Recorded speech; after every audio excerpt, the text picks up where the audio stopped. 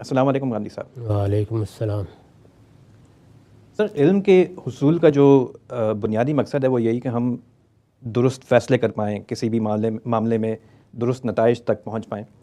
ہم یہ جانتے ہیں کہ ایک زمانہ ایسا تھا کہ جس میں لوگ علم کے حصول کے لیے اپنی زندگیاں صرف کر دیتے تھے، ایک جگہ سے دوسری جگہ مہینوں سالوں کے سفر کرتے تھے، مشقتیں اٹھاتے تھے، علماء حضرات کی خدمت میں حاضر ہو کے ان سے ایک عرصے تک سیکھتے تھے۔ آج کے زمانے میں اس معاملے میں قدرے آسان معاملہ ہو گیا ہے کہ جب ہمارے ذہنوں میں کوئی سوال اٹھتے ہیں یا ہمیں کوئی فیصلہ کرنا ہوتا ہے تو ہم یوٹیوب اور ویکیپیڈیا اور اس طرح کی چیزوں کی طرف مائل ہوتے ہیں۔ مگر اب سائنس اور ٹیکنالوجی جس دور میں داخل ہوتی نظر آ رہی ہے اس میں یہ بات بہت قرین قیاس ہے کہ ہم اس طرح کی چپس، اے آئی چپس ایجاد کر لیں گے جو ہمارے دماغوں میں امپلانٹ ہو جائیں گی یا کسی اور طریقے سے ہماری باڈی کے ساتھ اٹیچ ہو جائیں گی، اور وہ ہمیں بہت قریب سے جانتی ہوں گی، ہمارے نظریات، ہماری عادتیں، ہمارے ضرورتیں، پریفرنسز وغیرہ، اور دوسری جانب دنیا بھر کے ڈیٹا پہ ان کی بڑی قوی گرفت ہوگی۔ اور جب ہمیں کوئی سوالات ہوں گے یا کوئی فیصلہ کرنا درپیش ہوگا تو وہ اس ڈیٹا کی بنیاد پر ہمارے سچویشن کے مطابق ہمیں بہت جلد پلک جھپکتے میں ہمیں ہمارے مطلوبہ نتائج تک پہنچا دیں گی۔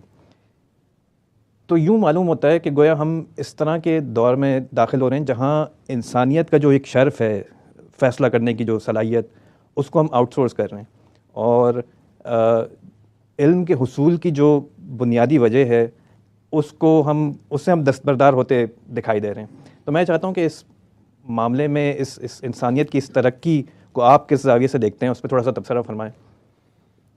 میرے نزدیک اللہ تعالیٰ نے انسان کے اندر جو چیزیں بالقوہ رکھی ہیں یہ انہی کا ظہور ہے۔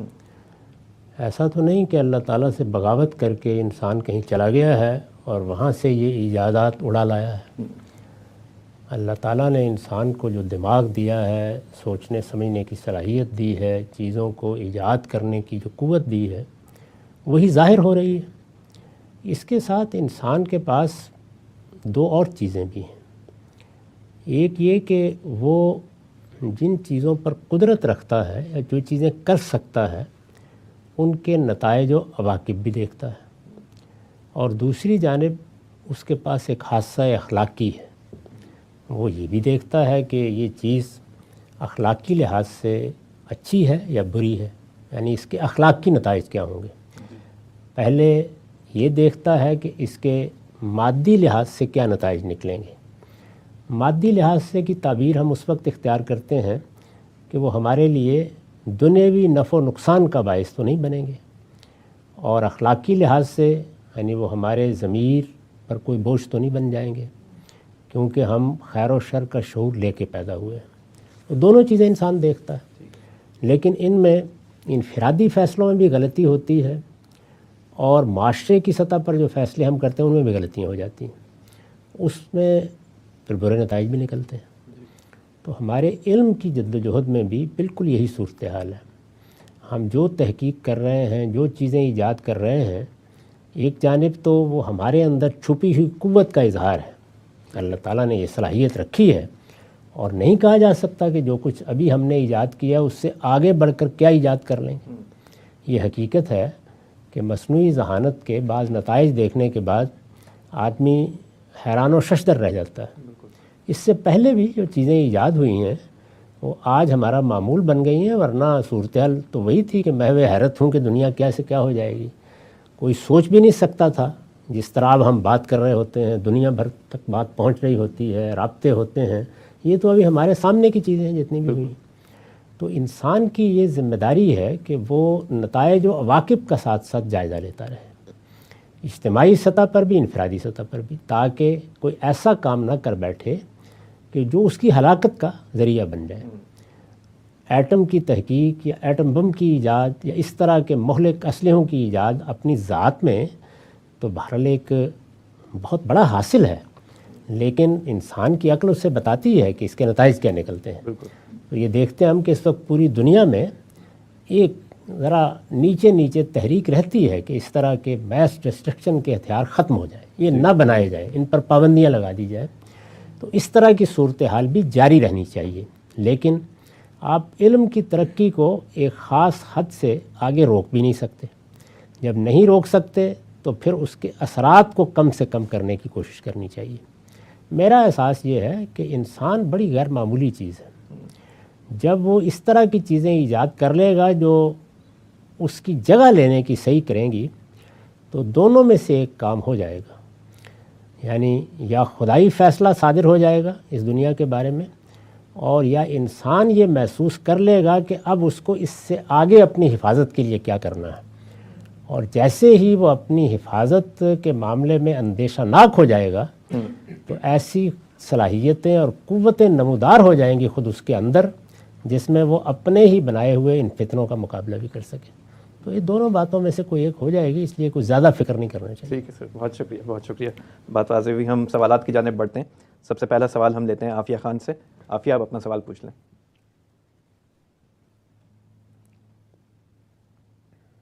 عافیہ خان۔ السلام علیکم۔ وعلیکم السلام۔ وعلیکم السلام۔ السلام علیکم۔ وعلیکم السلام۔ میرا سوال ہے کہ جو حدیث ہے جس میں حضور صلی اللہ علیہ وسلم نے حکم دیا تھا عورت یعنی کہ عورتیں حجرے میں پڑھیں یا انسائڈ یعنی انر روم میں پڑھیں، تو یہ کیا سب کے لیے تھا یا کسی خاص عورت کے لیے تھا؟ اس کا بیک گراؤنڈ کیا ہوگا؟ نماز کی بات کر رہی ہیں آپ؟ نماز پڑھنے کی بات کر رہی ہیں، کس چیز کی بات کر رہی ہیں؟ جی، نماز پڑھنے کے لیے یہ حدیث ہے کہ عورتوں کے لیے بہتر ہے کہ وہ اپنے گھروں میں حجرے میں یا اندر والے کمرے میں پڑھیں نماز، شکریہ۔ تو یہ کیا؟ نماز کے معاملے میں اللہ کے پیغمبر نے خواتین کو دو طرح کی ہدایات دی ہیں، دونوں حدیثوں میں بیان ہو گئی ہیں۔ ایک اجتماعی نمازیں ہیں، جیسے جمعہ کی نماز ہے، عیدین کی نماز ہے، اس میں تو یہ فرمایا ہے کہ جس طرح مرد آتے ہیں اسی طرح تم بھی آؤ، بلکہ بہت تاکید فرمائی، مسجد سے باہر نکل کے نماز بھی پڑھائی اور خطبہ بھی دیا، ساتھ ساتھ خواتین کی صفیں بندی ہوئی تھیں، ادھر کھڑے ہو کر مردوں کو خطبہ دیا، ادھر کھڑے ہو کر عورتوں کو خطبہ دیا۔ اس موقع پر کچھ انفاق کی اپیل بھی کی گئی، عورتوں نے بھی بہت اثار کیا، مردوں نے بھی بہت اثار کیا۔ خواتین نے یہ پوچھا کہ ہم بعض اوقات ایسی حالت میں ہوتی ہیں جس میں ہمارے لیے نماز پڑھنا ممکن نہیں ہوتا، تو اس میں ہم کیا کریں؟ تو فرمایا کہ کوئی فرق نہیں پڑتا، تم آ جاؤ اور آ کر مسلمانوں کی دعا میں شریک ہو جاؤ، لیکن آؤ ضرور۔ تو جمعے کے معاملے میں اور عیدین کے معاملے میں تو یہ تاکید فرمائی۔ 5 نمازوں کے بارے میں یہ فرمایا کہ وہ اگر گھر میں بھی پڑھیں گی تو ان کے لیے وہی اجر ہے جو مردوں کے لیے مسجد میں جا کے پڑھنے کا ہے۔ عورتوں کو اس وقت کے حالات کے لحاظ سے مشکل بھی ہو جاتی تھی، ان کو گھر کے کام کرنے ہیں، گھر بند کر کے آنا ہے، مرد باہر کام کے لیے گئے ہوئے ہیں، تو مردوں کے لیے تو یہی ہے کہ اگر قریب معبد ہے یا مسجد ہے تو ان کو مسجد ہی میں جا کے نماز پڑھنی چاہیے، اور اسی کو پسندیدہ قرار دیا گیا ہے۔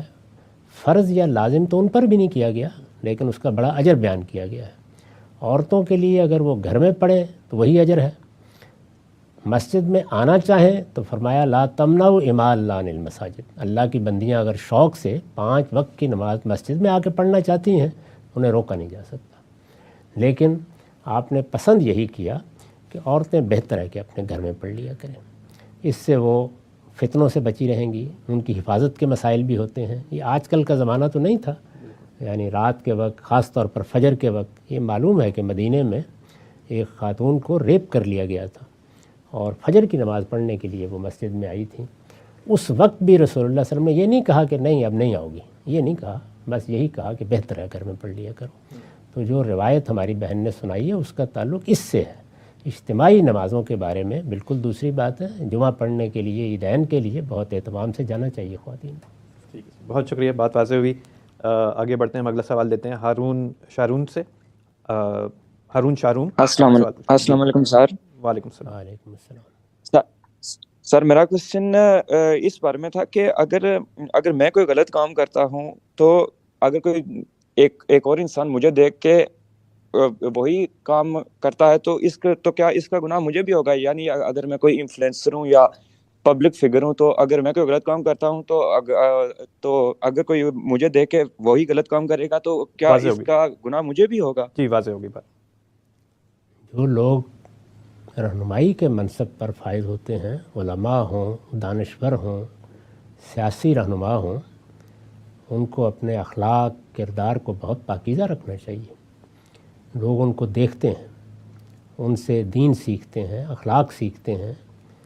یہ کوئی بات نہیں ہے کہ میں ایک سیاسی رہنما ہوں تو میرے لیے کیا ہے, میں جو چاہے کرتا رہوں, یا میں اگر دین کا عالم ہوں یا کوئی دانشور ہوں تو میرا کام تو بس دانش بگارنا ہے, باقی سیرت کردار کا کیا ہے, جو بھی ہو جائے. ہمارے دین میں اس کی کوئی گنجائش نہیں ہے. یہاں ایمان اور عمل, علم اور عمل یہ بالکل ساتھ ساتھ ہے, اس میں کسی کے لیے کوئی رعایت نہیں ہے.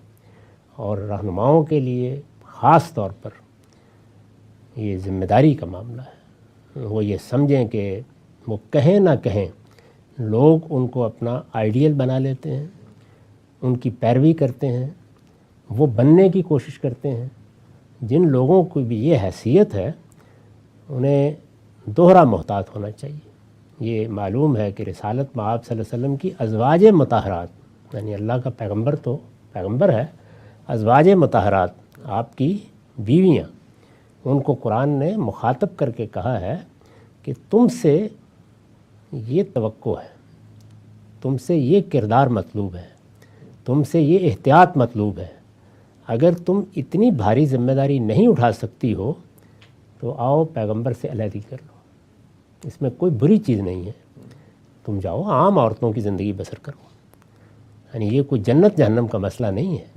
ہر انسان اپنی ہمت کے مطابق ذمہ داری اٹھاتا ہے. تو قرآن نے تخیر دی ہے, باقاعدہ طور پر کہا پیغمبر سے کہ آپ ان سے کہیں صورتحال بہت نازک ہو گئی ہے, لوگوں نے اس گھر کو اسکینڈلائز کرنے کا فیصلہ کر لیا ہے, پے در پے حملے ہو رہے ہیں. اس میں سیرت, کردار, احتیاط کے لحاظ سے بڑی غیر معمولی احتیاط کی ضرورت ہے. تو یہ اگر اس کی ہمت نہیں رکھتی تو ان کو خوشی کے ساتھ الگ کر دیا جائے اور بعد میں دیکھیں گے کیا ہوتا ہے. تو رسول اللہ کی ازواج نے انکار کر دیا, یعنی انہوں نے کہہ دیا کہ نہیں, ہم اپنے گھر میں رہیں گی, آپ کے ساتھ رہیں گی, ہمارے لیے بڑی سعادت ہے اور ہم اس کی تمام ذمہ داری اٹھانے کے لیے تیار ہیں. لیکن یہ تو بتا دیا گیا نا کہ یہ ذمہ داری کی جگہ ہے, یعنی آپ ایک رہنما کی جگہ پر ہیں, آپ کا معاملہ عام عورتوں کا نہیں ہے. دیکھیے اس میں الفاظ کیا ہیں, لستن کاہدم من النساء, تم عام عورتوں کی طرح نہیں ہو. تو اگر کوئی دانشور ہے تو اس کو کہیے کہ تم عام آدمی نہیں ہو. سیاسی رہنما ہے تو اس سے کہیے کہ تم عام آدمی نہیں ہو. تم اگر اپنی سیرت اور کردار کی حفاظت نہیں کر سکتے تو گھر میں بیٹھو جا کے. یعنی یہ کوئی عذر نہیں ہے کہ آدمی یہ کہے کہ مجھ سے سیاست سیکھ لو, باقی معاملات پر نگاہ نہ رکھو. ہم مسلمانوں کے ہاں اس کی کوئی گنجائش نہیں ہے. تو اس لیے یہ ساری چیزیں بہت ضروری ہیں. جو آدمی بھی ذمہ داری اٹھاتا ہے اس کو اس ذمہ داری کا احساس کرنا چاہیے. انہی لوگوں کے بارے میں آپ نے سوال کیا, تو میرے نزدیک تو وہ اس گناہ میں پوری طرح شریک ہیں اگر وہ لوگوں کے لیے اس گناہ کا ذریعہ بن گئے. بہت شکریہ, بات واضح ہوئی. اگلا سوال ہم لیتے ہیں احمد بیگ صاحب سے. احمد اپنا سوال پوچھ لیں. السلام علیکم. السلام علیکم عامر صاحب. جی وعلیکم. میرا سوال قسم اور کفارے کے لحاظ سے ہے. بعض اوقات انسان یہ نیت کر لیتا ہے کہ میرا کاروبار چل جائے یا میری نوکری ہو جائے یا کوئی اس طرح کا, تو میں ہر ماہ یا ہر اپنے پروفٹ میں سے ایک خاص حصہ کسی اچھے نیک کاموں میں خرچ کروں گا. لیکن بعد میں وہ کام ہو جاتا ہے, کچھ عرصے بعد انسان کو ریئلائز ہوتا ہے کہ یہ بہت بوجھ آ گیا, یہ تو زیادہ ہی انسان نے کر لیا, اس سے کم کر لیا جائے یا اس کو چینج کر لیا جائے. تو کیا اس کے لیے کوئی کفارہ دے کر توبہ کر کے اور آگے اس کو چینج کیا جا سکتا ہے؟ اور وہ جو کفارہ دیا جاتا ہے, میں نے آپ کی ایک ویڈیو دیکھی تھی, اس کے اندر کہ کچھ لوگوں کو 10 لوگوں کو کھانا کھلا دیا جائے وہ, تو اگر 10 لوگوں کو انسان مطلب اس کی رقم ادا کر دے یا کچھ کوئی اس کا پریکٹیکل طریقہ. بات واضح ہو گئی. شکریہ. پہلی چیز تو یہ ہے کہ یہ نظر ہے, اللہ تعالیٰ کے ساتھ ایک وعدہ ہے. اس طرح کے وعدے بہت سوچ سمجھ کے کرنے چاہیے. ہماری ایک بہت بزرگ خاتون تھیں, ان کو کرکٹ سے بڑی دلچسپی تھی. پاکستان کی ٹیم کے جیتنے کے لیے انہوں نے کئی ہزار نفلوں کی نیت مان لی. اب یہ آسان تو نہیں ہوتا. اسی طرح بعض لوگ نیکی کے جذبے کے ساتھ بھی ایسی نظر مان لیتے ہیں کہ میں ننگے پاؤں حج کروں گا, میں پیدل حج کروں گا. حضور کے زمانے میں بھی اس طرح کے بعض واقعات پیش آئے.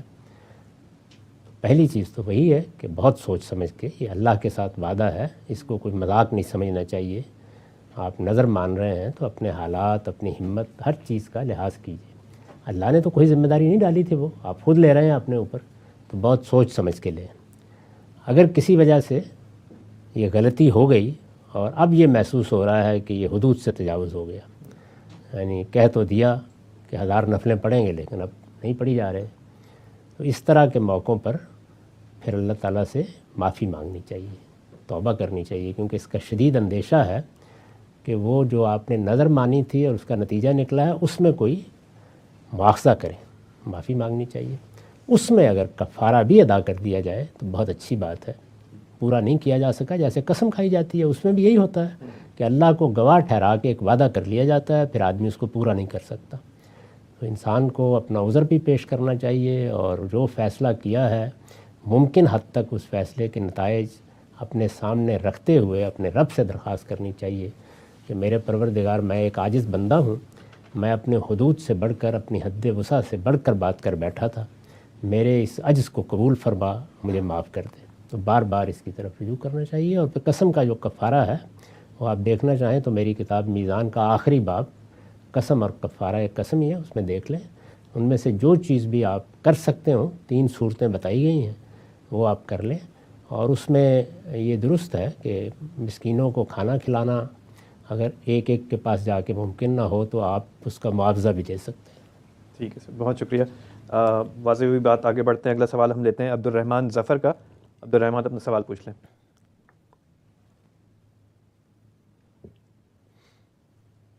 عبد الرحمن ظفر اپنا سوال پوچھ لیجیے. جی السلام علیکم. وعلیکم السلام. زامد صاحب، میرا سوال تھا وراثت کے کیس سینیریو کے بارے میں. جس طرح کلارا کا آپ نے لکھا بھی ہے، اس پر بات بھی کی ہے، یتیم پوتے کا تو اس میں ذکر کیا ہے، لیکن یہ جو اس میں بہن بھائیوں کا، جس کے بہن بھائی موجود ہوں، جو کلارا اس کو کیس ہو، جس کے جو ہے والدین بھی حیات نہیں تھے اور اولاد بھی نہیں تھی، اس میں اگر بہن بھائی ہوں گے، ان کو تو سارے مانتے ہیں کہ ان کو جو ہے شیئر ملے گا، لیکن جو بہن بھائیوں کی جو اولاد تھی، جو اس ٹائم پہ، جو وفات کے ٹائم پہ، تو اس اولاد کو بھی کیا ملے گا یا نہیں؟ اس میں ٹریڈیشنل لوگ کیوں کہتے ہیں کہ وہ محروم رہیں گے، زوجہ بھی ان کی حیات ہیں؟ ٹھیک ہے جی، بہت شکریہ.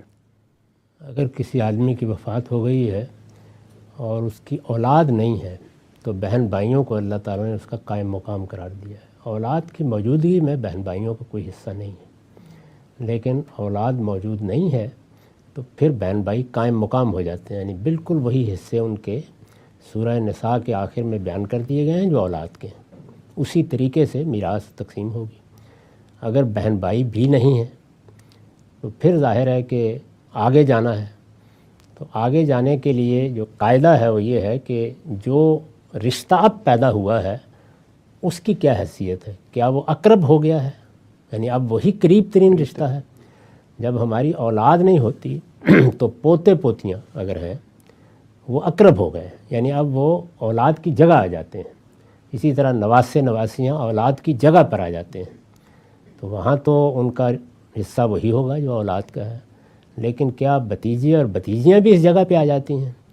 اس میں پھر یہ دیکھنا پڑے گا کہ آپ کے باقی اعضاء کون سے ہیں، تو جو اقرب ہوگا پھر اس کو حصہ ملے گا. لیکن مثال کے طور پر 2 بھائی تھے، ان میں سے ایک فوت ہو گیا ہے، اس کی اگر اولاد ہے تو اب بہن بھائی تو حصے دار بن گئے، تو اس کی اولاد کا حصہ وہی ہو جائے گا جو کہ اس کے باپ کو ملنا تھا. اس کو ہم پوتے پوتیوں ہی پر قیاس کرتے ہیں. تو اس میں اقرب دیکھنا ہوتا ہے، یعنی وہ کیا فی الواقع باقی اجزاء کے مقابلے میں قریب آ گیا ہے. جب میری اولاد ہے تو سب سے قریب وہی ہے، اور اولاد نہیں ہے تو سب سے قریب پوتے پوتی ہیں. تو یہ اصل میں اصول ہے جو ملحوظ رکھا گیا ہے. ٹھیک ہے سر، بہت شکریہ. آگے بڑھتے ہیں. ہم اگلا سوال لیتے ہیں شازیہ اشرف سے. شازیہ اپنا سوال پوچھ لیں. السلام علیکم. وعلیکم السلام. جی میرا سوال تھا کہ آپ کا میں نے کلپ دیکھا تھا، اس میں آپ کہہ رہے تھے کہ سائنٹسٹ اس چیز کا جواب دیتے ہیں کہ ہاؤ کیسے کوئی چیز کیسے ہوئی، لیکن وائی کا جواب نہیں دیتے. تو اسٹیفن ہاکنگز نے اپنی بک بریف ہسٹری آف ٹائم میں کہا تھا کہ وائی کا جواب بھی دیا جاتا ہے. تو اس پہ آپ کا کیا تبصرہ ہوگا، اور آپ ان کی بریف ہسٹری آف ٹائم بک پہ کیا رائے دیتے ہیں؟ اچھا جی، شکریہ. خواہش تو سب کی یہی ہے کہ وائے کا جواب بھی مل جائے، لیکن ایک لمبے عرصے سے سائنسدانوں نے یہی فیصلہ کر رکھا ہے کہ ان کی توجہات کا مرکز وائے نہیں ہوا ہی رہنا چاہیے. یہ فیصلہ بہت کچھ جد و جہد کے بعد کیا گیا ہے. تو اسٹیفن ہاکنگ اگر جواب دے دیں گے تو بڑی اچھی بات ہے، استقبال کریں گے. سائنسی جواب تو فلسفیانہ جواب نہیں ہوتا، اس میں تو آپ کو تجربے اور مشاہدے کا استدلال پیش کرنا ہوتا ہے. تو انتظار ہے جی اس دنیا میں بھی اگر کوئی داخل ہونا چاہتا ہے تو ہو جائے. ابھی تک تو یہ نہیں ہوا. خواہش تو سب کی ہے. جی بالکل، بہت شکریہ. آگے بڑھتے ہیں، اگلا سوال ہم لیتے ہیں ثاقب خان سے. ثاقب اپنا سوال پوچھ لیں. السلام علیکم سر. وعلیکم السلام. تکفیر پر گفتگو کرتے ہوئے سر آپ نے ایک سوال کے جواب میں فرمایا تھا کہ جھوٹ محض گناہ سے آگے بڑھ کر جب جرم بن جاتا ہے تو پھر ہم اس شخص کو جھوٹا متعین کر سکتے ہیں، مگر ایک شخص جو لمبی لمبی چھوڑتا ہے اپنے بارے میں اور واضح ہے اس کا عمل کہ وہ جھوٹی کہانیاں بیان کر رہا ہے اور اس کا یہ عمل ابھی تک گناہ سے جرم نہیں بنا کسی شخص کے خلاف، تو کیا اس کے اس جھوٹ پر بھی ہم اسے جھوٹا متعین نہیں کریں گے؟ اس پر ذرا رائے فرما دیں، رہنمائی فرما دیں. شکریہ. کسی کے بارے میں رائے قائم کرنے کے دو درجے ہیں. ایک یہ ہے کہ میرا تجربہ کسی آدمی کے بارے میں ہو گیا، مجھے ذاتی طور پر رائے قائم کرنے کا حق حاصل ہے. اپنے احباب کو بھی میں بتا سکتا ہوں کسی ضرورت کے تحت کہ میرا تجربہ فلاں شخص کے بارے میں یہ وہ جھوٹا آدمی ہے، دھوکہ دیتا ہے، فریب دیتا ہے. اس طرح کے معاملات شخصی زندگی تک بالکل ٹھیک ہیں، کیونکہ یہ فیصلے تو ہم کو کرنے ہوتے ہیں. اگر مجھے تجربہ ہو گیا ایک آدمی کا تو میں اس کے ساتھ کاروبار کرتے وقت، معاملہ کرتے وقت دیکھوں گا. اسی طرح اپنے کسی دوست کو، بھائی کو توجہ بھی دلاؤں گا کہ بھائی یہ جھوٹا آدمی ہے، دھوکے دیتا ہے، لوگوں کا مال لوٹ لیتا ہے. ابھی دیکھیے بہت سے اسکیم سامنے آ جاتے ہیں تو اس میں ہم فوری طور پر ایک دوسرے کو متنبع کرتے ہیں. تو ایک چیز ذاتی طور پر آپ کے علم میں آ گئی، اپنے ذاتی دائرے میں آپ کو اس سے بچنے کا بھی حق ہے اور دوسروں کو یہ بتانے کا بھی حق ہے کہ یہ جھوٹا آدمی ہے، اس کے معاملے میں احتیاط کیجیے گا. جب آپ معاشرے میں کھڑے ہو کر کسی شخص کے بارے میں اس طرح کی بات کرتے ہیں تو اس کو چیلنج کیا جا سکتا ہے، دوسرا کہہ سکتا ہے.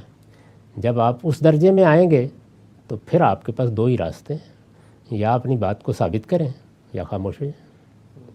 اس وقت آپ اگر بولتے رہیں گے تو اس کا اندیشہ ہے کہ آپ کی پیٹھ پر کوڑے برسا دیے جائیں. تو یہ دو بالکل الگ الگ دائرے ہیں. ذاتی معاملات کے دائرے میں جہاں کوئی قانونی مسئلہ پیدا نہیں ہوتا. اب ہمیں معلوم ہو گیا کہ ایک آدمی بدکاری کرتا ہے یا کسی عورت کے بارے میں معلوم ہو گیا، اپنے گھر والوں کو، اپنے اعزاء کو، کسی کو تعلقات کے معاملے میں آپ تنبیہ بھی کر دیتے ہیں کہ اس میں ذرا احتیاط کرنا. لیکن اگر آپ نے آگے بڑھ کر معاشرے میں یہ الزام لگا دیا تو آپ کو معلوم ہے کہ قرآن مجید نے کہا کہ پھر 4 گواہ لاؤ ورنہ اپنی پیٹھ پر کوڑے کھاؤ. وہاں یہ تو نہیں کہا کہ تم نے جھوٹا لگا دیا ہے، نہیں، اس کے کچھ قانونی شرائط ہیں. تو سوسائٹی میں کوئی بات کرنا یا لوگوں کے سامنے جا کے کوئی بات کرنا یا عام لوگوں کے سامنے کسی چیز کی گواہی دینا، اس کے شرائط اور ہیں. اور ذاتی علم کی بنیاد پر اپنے دوستوں میں، اپنے احباب میں کوئی بات بیان کرنا، لیکن وہی پھر آپ کا ذاتی علم ہونا چاہیے، یعنی وہ سنی سنائی بات نہیں ہونی چاہیے. کسی نے آپ کو بتا دیا کہ فلاں صاحب تو یہ کرتے ہیں، آپ نے بھی آگے بیان کر دیا. اس میں تو بڑی سخت تنبیہ کی گئی ہے اور یہ فرمایا حضور نے کہ آدمی کے جھوٹا ہونے کے لیے اتنا ہی کافی ہے کہ وہ ہر سنی سنائی بات آگے بیان کر دے. وہ پھر آپ کا ذاتی علم، ذاتی مشاہدہ ہونا چاہیے. بہت سے رہنما، لیڈر، علماء، دانشور ہیں جن کے بارے میں مثال کے طور پر میں ذاتی طور پر جانتا ہوں کہ ان کی سیرت، کردار کیا ہے، تو اس کے بارے میں تو مجھے بات کرنے کا حق ہے. لیکن یہ کہ ان پر بھی اگر میں کوئی بات پبلک میں جا کے کروں گا جہاں چیلنج ہو سکتی ہے تو وہاں تو گواہی پیش کرنی ہوگی، اس سے نیچے کوئی بات نہیں ہو سکتی. اس کے باقاعدہ قوانین ہمارے ہاں بھی ہیں اور دنیا بھر میں بھی ہیں. اگر آپ اپنی بات کی دلیل نہیں پیش کر سکے یا اس کو ثابت نہیں کر سکے تو بڑے بڑے جرمانے ہوتے ہیں. مغربی قومیں بھی کرتی ہیں. اس کا یہ مطلب نہیں ہوتا کہ آپ کی بات فی الواقع غلط ہے، نہیں، آپ کو قانون کی سطح پہ ثابت کرنا تھا اس کو. ٹھیک ہے سر، بہت شکریہ. آگے بڑھتے ہیں، اگلا سوال ہم لیتے ہیں محمد علی سمرو سے. سمرو صاحب اپنا سوال پوچھ لیں. ہلو، السلام علیکم. وعلیکم السلام. ہلو جی وعلیکم السلام. جی غام صاحب، میرا سوال یہ ہے کہ بعض اوقات دین پر عمل کرنے پر یا عبادات کرنے پر ہمیں لوگوں کی طرف سے کچھ ہماری عبادت کرنے پر ہی فوائد میسر ہوتے ہیں جو ہماری نیت میں نہیں ہوتے، ہمارا ایم نہیں ہوتا ہے، لیکن پھر بھی ملتے ہیں. تو کیا ان فوائد کو صرف ان چیزوں سے فوائد اٹھانا، ان فوائد کا مطلب فائدہ اٹھانا کیا ریا ہوگی، شرک ہوگی؟ مثلاً کہ میرا بھائی ہے، اس نے کچھ تہجد کی نمازیں پڑھی، اس نے خالص اللہ کے لیے پڑھی، لیکن کسی گھر کے فرد کو پتہ چلا اور انہوں نے میرے چاچا سے ذکر کر دیا اس چیز کا. میرے چاچا نے اس خبر کو سن کر اس کے اکاؤنٹ میں کچھ پیسے بھجوائے اور اسے کہا کہ یہ تم نے تہجد پڑھی تھی، اس کی خرچی ہے، اور انہیں خوشی ہوئی، اس وجہ سے انہوں نے اسے کچھ خرچی دی. تو کیا یہ اس پیسے کا وہ استعمال اگر کرے تو کیا یہ ریا ہو جائے گا یا یہ شرک ہو جائے گا، یا اس کے لیے جائز ہے اس پیسے کا استعمال کرنا؟ بہت شکریہ. اس بیچارے کا کیا قصور ہے؟ اللہ کی نعمت سمجھے، شکریہ ادا کرے. چچا نے اگر اس کو انعام دیا ہے تو بڑی اچھی بات ہے. یہ بالکل اور چیز ہے. اور یہ کہ آدمی تہجد اس لیے پڑھے کہ کچھ مرید بڑھ جائیں، وہ اور بات ہے. دو الگ الگ چیزیں ہیں. اس پہ کوئی حرج کی بات نہیں. کھانے پینے دیں لوگوں کو اطمینان سے. آگے بڑھتے ہیں. اگلا سوال تمکین فاطمہ صاحبہ کا لیتے ہیں. تمکین صاحبہ اپنا سوال پوچھ لیں. جی السلام علیکم غامدی صاحب وعلیکم السلام. اور احسن صاحب. میرا سوال سوشل میڈیا سے متعلق ہے. میری جو نئی جاب مجھے ملی ہے اس کا تعلق سوشل میڈیا کنٹینٹ انالیسس سے ہے. ہم کنٹینٹ کو دیکھتے ہیں، ویڈیوز کو دیکھتے ہیں اور پھر اس کو کنٹرول کرتے ہیں. اگر اس میں وائلنس ہے یا کوئی غیر اخلاقی چیزیں ہیں ان کو کنٹرول کرتے ہیں، جو بھی کمپنی ہے ہماری اس کی پالیسی کے حساب سے. تو ہم جانتے ہیں کہ آج کل بہت ساری اسلامک آرگنائزیشنز ہیں جو بینڈ ہیں اپنے جو بھی ان کے نظریات ہیں تشدد پسندی کے یا شدت پسندی کے، اس کی وجہ سے وہ دنیا میں بین ہیں. اور ان آرگنائزیشنز کے جو جھنڈے ہیں، لوگوز ہیں، اس میں لا الہ الا اللہ اور اللہ محمد، ان سب کے یہ سب چیزیں وہ یوز کرتے ہیں اپنے جھنڈوں میں. تو ہمیں یہ کہا جاتا ہے کہ ان لوگوز کو، ان علامتوں کو اب اگر آپ دیکھیں جن کا تعلق ان آرگنائزیشن سے ہے تو آپ اس کو آگے جانے نہ دیں، اس کو کنٹرول کر لیں، اس پہ ٹیگ لگا دیں. تو کبھی کبھی مجھے احساس ہوتا ہے کہ کہیں ان کو روک کر ہم سوشل میڈیا پر کے پلیٹ فارم پر ہم کوئی گناہ تو نہیں کر رہے بہت بڑا، جس کی وجہ سے ہماری آخرت برباد ہو جائے، جو میں نہیں چاہتی. تو اس سلسلے میں رہنمائی فرما دیجیے کہ میں یہ جاب جاری رکھوں یا مجھے چھوڑ دینا چاہیے. بہت شکریہ. شکریہ. یہ بات کہ فلاں چیز لوگوں تک نہیں پہنچنی چاہیے، اس کی اخلاقی بنیادیں ہوتی ہیں. یعنی جھوٹ لوگوں تک نہیں پہنچنا چاہیے، بے جائے الزام تراشی لوگوں تک نہیں پہنچنی چاہیے، لوگوں کی جان مال آبرو کے لیے کوئی خطرہ بن رہا ہو تو یہ لوگوں تک نہیں پہنچنا چاہیے. اس لیے جب تک آپ کا ضمیر اس بات پر مطمئن ہے کہ آپ جس چیز کو ہٹا رہی ہیں وہ ان چیزوں سے متعلق ہے، یعنی اس میں کوئی اخلاقی قباحت ہے. بہت سی تنظیمیں ہیں جو تشدد کی تبلیغ کرتی ہیں، خفیہ طور پر لوگوں کو بھرتی کرتی ہیں، چاہتی ہیں کہ انقلابات برپا کیے جائیں. اگر آپ کا اطمینان ہے کہ یہ غلط چیز ہے، میرا ضمیر مطمئن ہے، تو آپ کو خود بھی روکنا چاہیے. اور اگر آپ کسی ایسی جگہ ہیں تو بڑا اجر کا کام ہے کہ اس طرح کی چیزوں کو آپ روکیں. اس میں اس سے کوئی فرق نہیں پڑتا کہ کسی غلط کام کرنے والے نے اپنی علامت کس چیز کو بنایا ہوا ہے. یعنی اللہ تعالیٰ کا نام لے کے یا قرآن ہاتھ میں پکڑ کے اگر کوئی دوسروں کے جان و مال آبرو کے لیے خطرہ بن جائے تو کیوں نہیں روکا جائے گا اسے. تو اس پر تبصرہ کیا تھا سیدنا علی نے کہ کلمہ تو حقن اریدہ بہ الباطل. خوارج بات تو بڑی صحیح کہہ رہے ہیں لیکن اس کا مقصد باطل ہے. تو اس طرح کے جھنڈوں کا اگر مقصد مطمئن ہے آپ کے باطل ہے تو پھر اس سے کوئی فرق نہیں پڑتا کہ ان پر کلمہ لکھا ہوا ہے، اللہ کا نام لکھا ہوا ہے یا کچھ اور لکھا ہوا ہے، ضرور روکنا چاہیے. ٹھیک ہے سر، بہت شکریہ. بات بڑی اچھی طریقے سے واضح ہوئی. اگلا سوال ہم لیتے ہیں مجاہد خان صاحب کا. مجاہد اپنا سوال پوچھ لیں. السلام علیکم. وعلیکم السلام. میرا تعلق میرا سوال خدا اور بندے کے تعلق کے حساب سے ہے. کسی خاتون نے آپ سے پوچھا تھا کہ اپنے بھائی بہن سے یا اپنے والدین سے جیسی محبت کرتے ہیں ایسی محبت خدا سے کر سکتے ہیں یا نہیں. تو آپ نے اس میں جواب دیا تھا کہ ایسی محبت خدا سے نہیں کر سکتے. ہاں تو بس اور قرآن میں تو یہ آیت ہے کہ خدا سے اشد حب للہ کی جو آیت ہے وہ آیت قرآن میں ہے، اور آپ نے کس بیسس پہ یہ کہہ دیا کہ خدا سے اتنی محبت نہیں کی جا سکتی؟ ٹھیک ہے جی، شکریہ. میں نے یہ نہیں کہا تھا، میں نے یہ کہا تھا کہ جو محبت ہم اپنے بہن بھائیوں سے کرتے ہیں، بیوی سے کرتے ہیں یا کسی اور سے دنیا میں کرتے ہیں، اس محبت کی نوعیت بالکل الگ ہے. اللہ تعالیٰ سے محبت کا تقاضا کیا گیا ہے، وہ بالکل اور محبت ہے. یہ ایسے ہی ہے کہ کسی آدمی کو یہ بتایا جائے کہ ماں سے محبت اور چیز ہے اور محبوبہ سے محبت اور چیز ہے، اور وہ یہ کہے کہ میں تو وہی محبت کروں گا.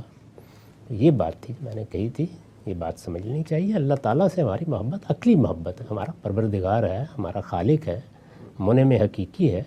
یہ جو قرآن نے کہا ہے کہ والذین آمنوا اشد حبا للہ، تو اس کا مطلب یہ ہے کہ اللہ تعالیٰ سب سے بڑھ کر ایمان والوں کی ترجیح بنتا ہے.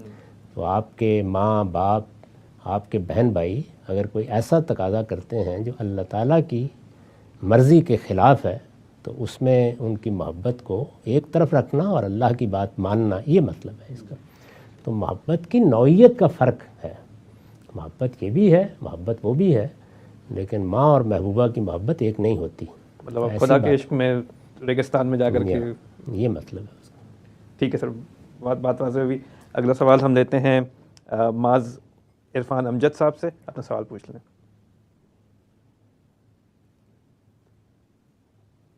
معاذ عرفان امجد، اپنا سوال پوچھ لیجیے. اچھا جی، آگے بڑھتے ہیں. ہم جاتے ہیں فاروق خان صاحب کی طرف. فاروق، اپنا سوال پوچھ لیں.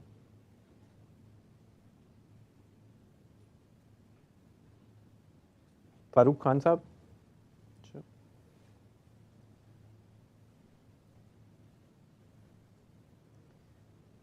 اسحاق احمد، اپنا سوال پوچھ لیجیے.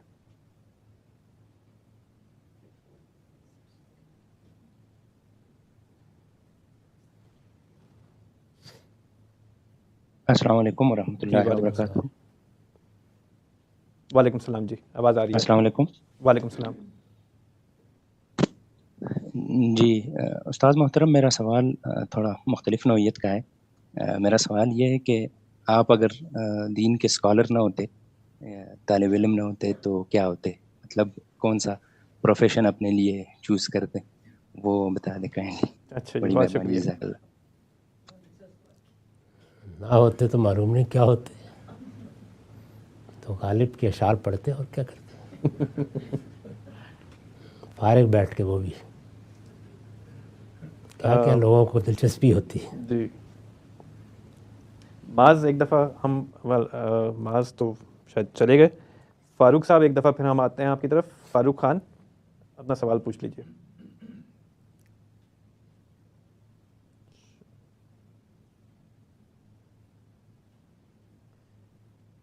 باسط، عبد الباسط صاحب، اپنا سوال پوچھ لیں. السلام علیکم. وعلیکم السلام. وعلیکم السلام. میرا سوال حیات اخروی کے حوالے سے ہے کہ اس زندگی کا مقصد کیا ہے. جس طریقے سے اگر اس زندگی کو دیکھا جائے، دنیاوی زندگی کو، اس کا مقصد تو حصول جنت، اگر ہم شارٹ ترین الفاظ میں بیان کریں. اس زندگی کا مقصد نہیں سمجھ آتا، وہ صرف سزا اور جزا کی ایک جگہ نظر آتی ہے. اور جو جواب مجھے ابھی تک ملے ہیں وہ دو ملے ہیں. ایک تو یہ ہے کہ وہاں پہ جا کے خدا سے پوچھ لیا جائے، اور دوسرا یہ ہے کہ اگر اللہ تعالیٰ نے یہ عارضی زندگی اتنی حسین بنائی ہے تو وہ اس زندگی کے کیا ہی کہنے ہوں گے. تو اپنی عقل کو تسکین پہنچانے کے لیے اس زندگی کی کیا ایک امیجنیشن بنائی جا سکتی ہے کہ اس کا کیا مقصد ہوگا. ٹھیک ہے جی، شکریہ.